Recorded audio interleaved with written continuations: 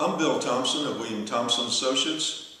Hiring people is a very difficult task.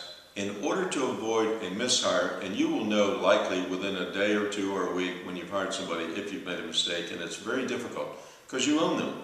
You do legally and ethically and so forth. So it's very difficult if they've left a job, come to work for you, and it's not right for them and not right for you for the job.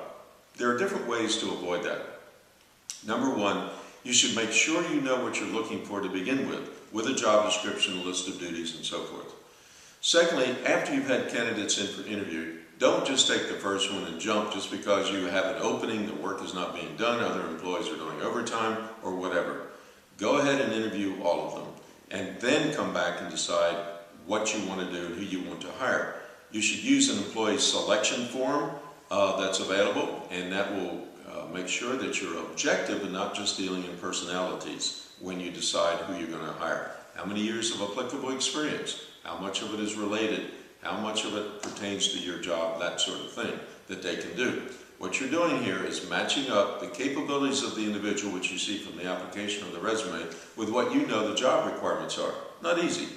One of the things you need to do also is get them to talk. If you talk more than 80% of the time in an interview, you've lost the interview.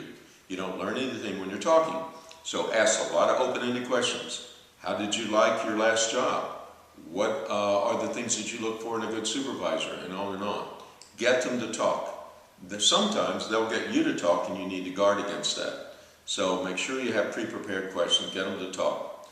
Do comparative interviews. Have another supervisor who's not in your department.